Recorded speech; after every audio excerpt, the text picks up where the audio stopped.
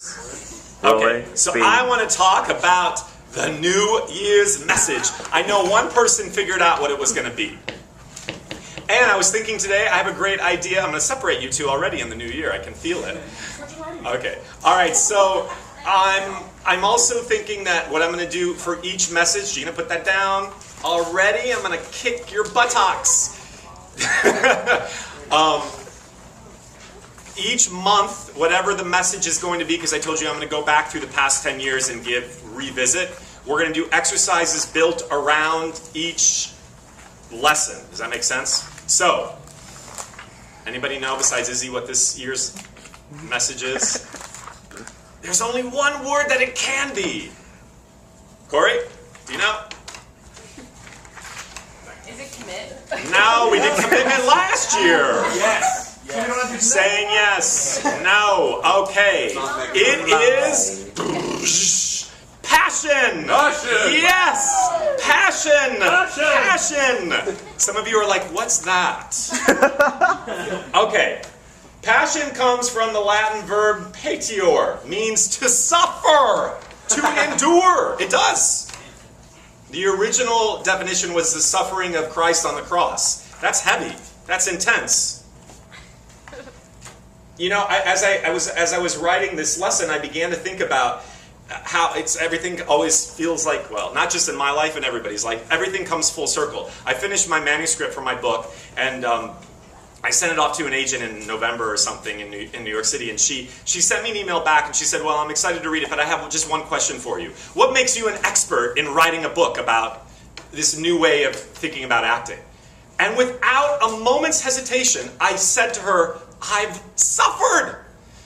Now, what do I mean by that? I haven't suffered the way 70% of the world's population has suffered. I'm not missing a limb. I'm not going to bed hungry every night. I'm not, you know, I have food and clothes, and I'm not suffering from cataclysmic events that like so much of the world does experience.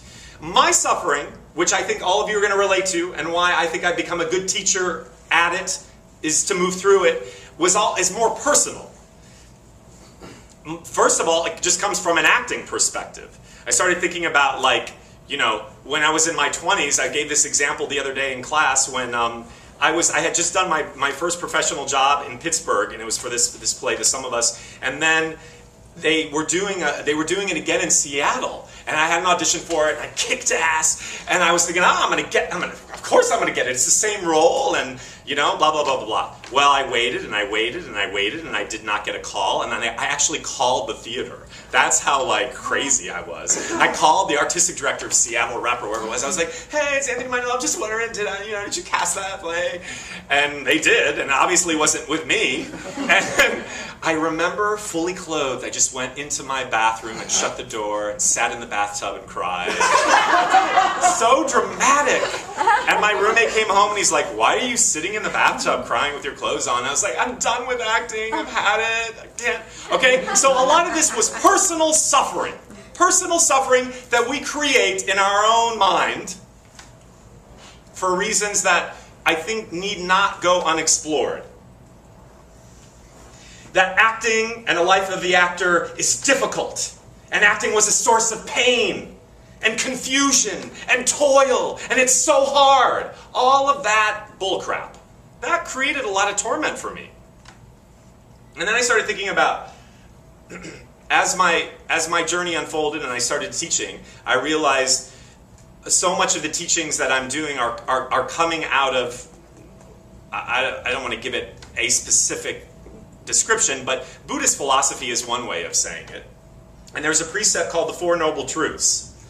And their belief is that all of life is suffering, that suffering comes from attachment, that the cessation of attachment can create a new way of living, and that the way to live without suffering is to break attachments.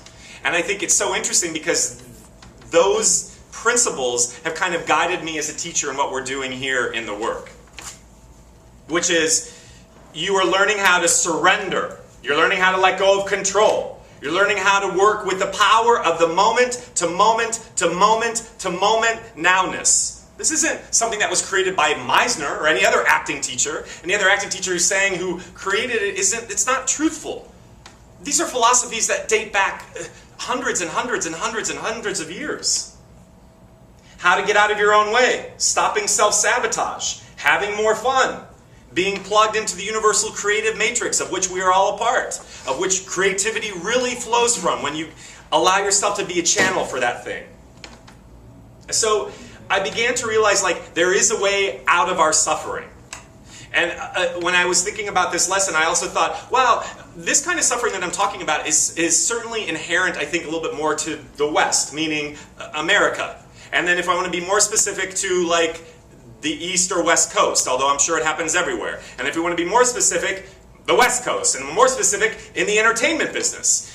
This kind of getting stuck on the stuff that isn't working in your life, so that then becomes the thing that creates your suffering. So I want this year to be about shifting the dynamic so that you're focusing on what is working. And even if you feel like nothing is working, you still have life. So that is where passion is coming from. So it's just shifting your head. And then I thought about desires, this thing about attachment, which I'll talk about more in a couple weeks about this idea of auditioning and the attachments. You know, this thing about, again, it creates suffering, right? When you go into an audition and you don't give a crap about what it is that you're going out for, 99 times out of 100 you book the job. You're like, well, I didn't even want that. Why? Because you were freed up energetically and creatively in the moment to do your best work. You don't imprint that process with any kind of fear-based, limited thinking. But then what happens when you get a call for CSI, or you get a call for Boston Republic, I was going to call it Boston Public, or whatever it is, or 30 Rock. All of a sudden, you define it as something more than it is. And then as soon as that happens, this happens. So then you go into the audition and look, you're already straddled. It's already like you are only working on one cylinder, as opposed to the full potential matrix of which we are a part of. You get attached. Attached to how you look, attached to how you're going to be perceived, attached to what you think they're thinking about you. They're not thinking anything about you. They're wanting you to do the best job possible. But we don't think in those terms. We attach to the end result, which then ultimately, again, it just closes off our life force.